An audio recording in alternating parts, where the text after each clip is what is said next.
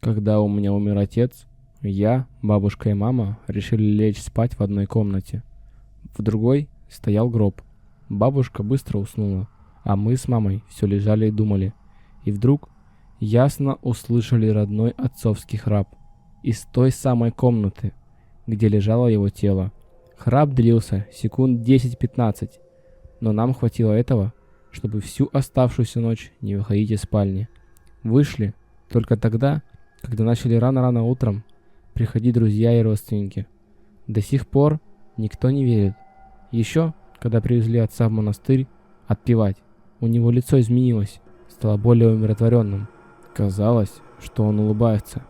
И это заметили уже все, кто провожал его из дома и присутствовал на отпевании.